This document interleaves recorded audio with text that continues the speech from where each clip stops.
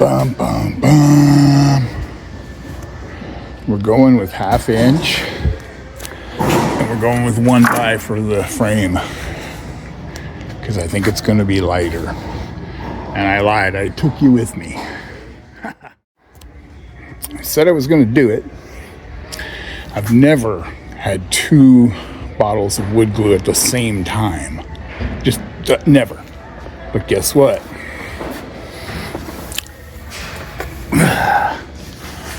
It's for me. Merry Christmas.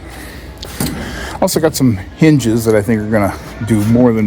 This is going to be a lot lighter, easier to fold up. And I got my second tube of glue. Let's go home and put it in the holder.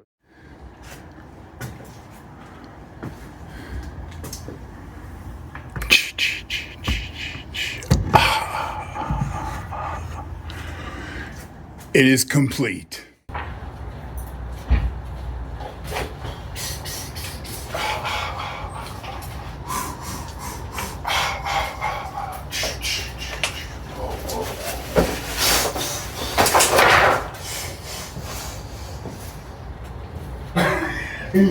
Really bad.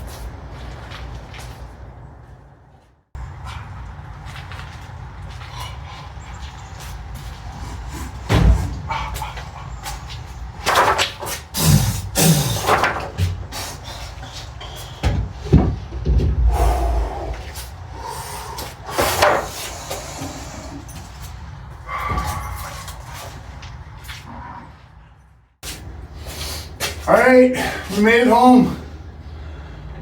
Yeah, I copped out and went with 1/2 inch. It's a lot cheaper. Here's my reasoning. I'm gonna gusset it up with those 1x3s and make it stronger, but there's really no reason to go any heavier because it's not gonna be a table where I'm doing iron work. It's gonna strictly hold my saw while I'm running boards, and hopefully they line up and go right out the door. And stuff like that. It's gonna be pretty light duty. So when I got there, I was like, wow. So not counting the glue, I'm into it about another 40 bucks. So we're pushing almost $100 into the garage so far. And yes, I could have found cheaper. I could have waited and got something free online, but kind of want to move forward. I'm at that exciting part of the project, I think. I don't know. So bear with me because we're going to make this into that. You don't want to miss out on it.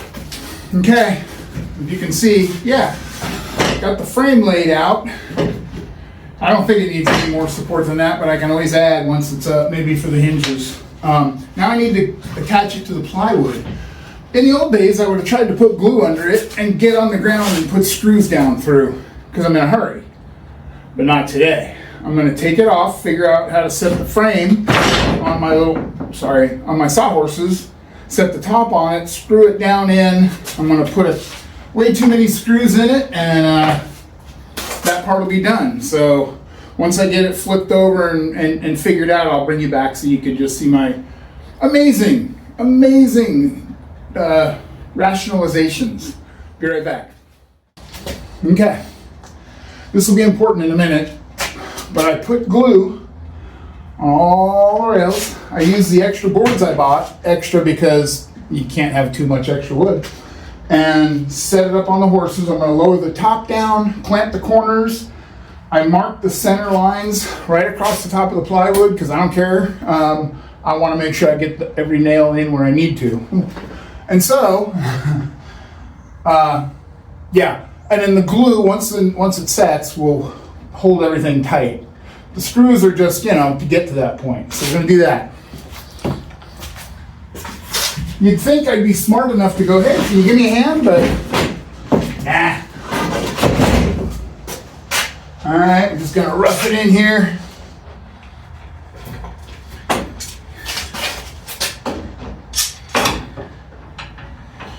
Let's start with a corner. Obviously. You'll see just how out of square I am. Not too bad.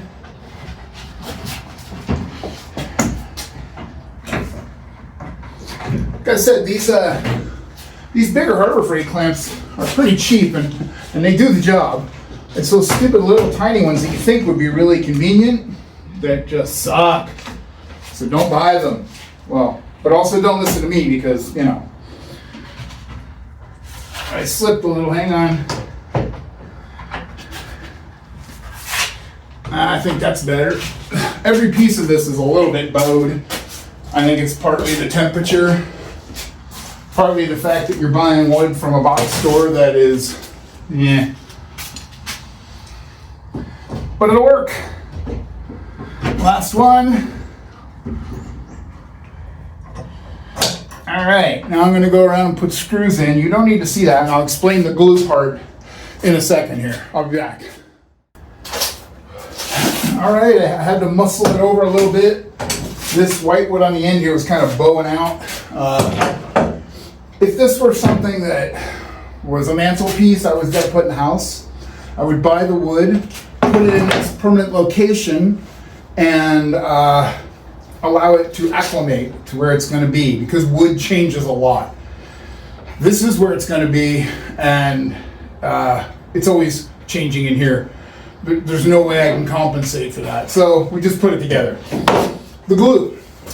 The reason I bought another glue is because all my life, when I need a tool, I go out and I go, well, I have to have this tool for whatever reason, usually legitimate. I buy the tool that I need, and based on how much I think I'm going to use it is how much money I put into it, honestly.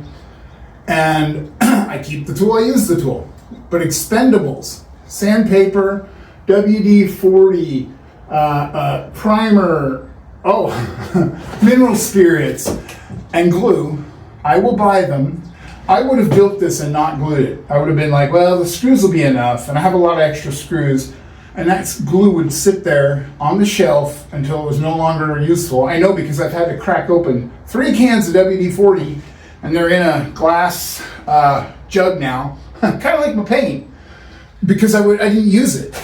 I don't know why. I've just realized this in the last year. I won't use it. And so I have things that sit on the shelf. I threw away about 6 cans of spray paint because I never used them and they just stopped working.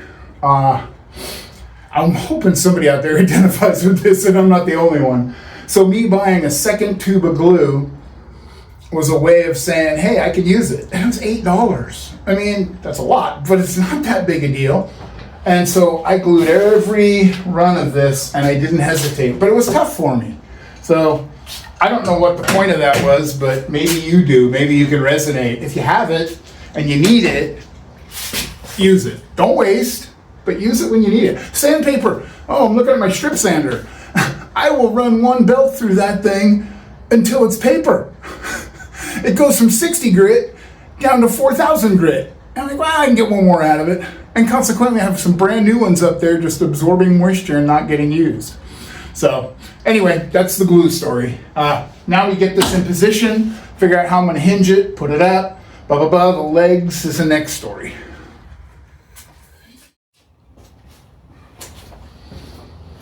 Okay. I went ahead and put all the screws in. Normally I would have put one in each hinge, tested it, but I thought, it's gonna work. Yeah, that happens, but we're gonna try it together. We'll see, ready? Now, I should say, these are screwed down. I'm not gonna sit on this, but I can lean on it. I'm not gonna put an anvil on it, but I can put a table saw on it. So, yeah, it's limited, but it's limited to what I need for now, and I can always change it later, but let's see. Oh, it's nice and light though, especially as I get old. Oh, look at that. I went bigger than I was gonna, so it does block access to the electrical boxes, but I thought, well, who cares? I can fold it down, and my outlet's right there anyway, so boom!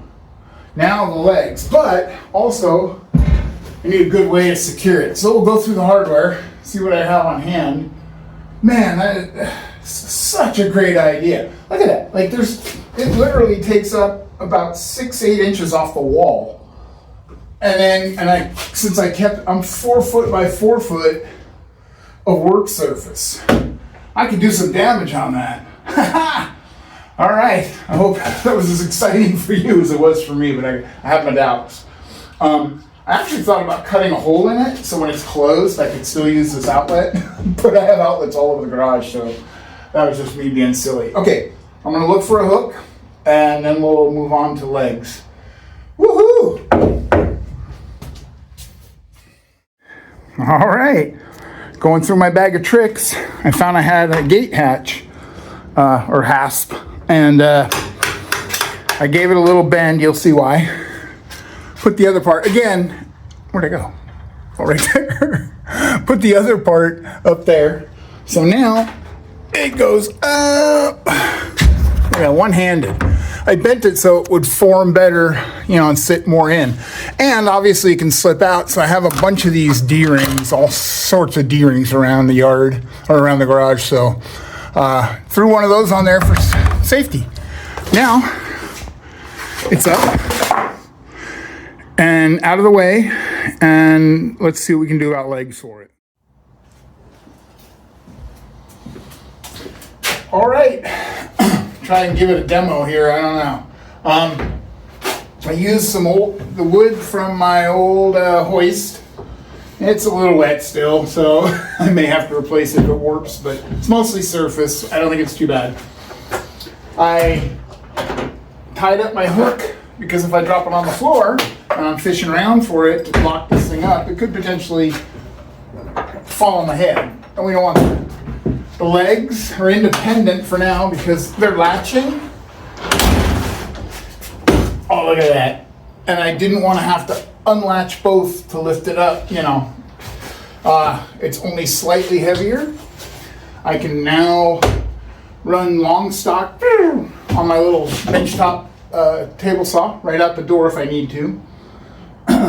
Now, I'm already thinking ahead that there needs to be some shelves behind here so that if I'm working on a project, I can have everything handy, but not laying on the workbench. Just, you know, but we'll see. That would probably be its own little project at some point. And we'll see. I may not use this that much. We don't know. But I have it. I have, like, all this. This is more bench space than I've had in, I think, probably ever. I had another little tool, another little workbench that matched that one, but it wasn't like this. So, pretty happy for the day. I think I'm gonna clean up my mess, wrap it up, and go walk. It's not raining, so walk the dog and get ready for the big day tomorrow, which is 2 weeks ago now. Get ready for Christmas. All right, thanks for being here.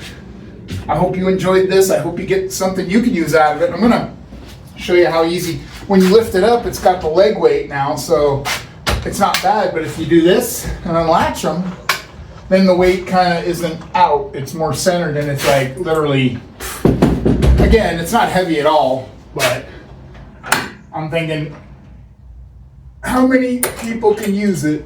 Like my wife, or, you know, because it isn't a backbreaker. So there it is.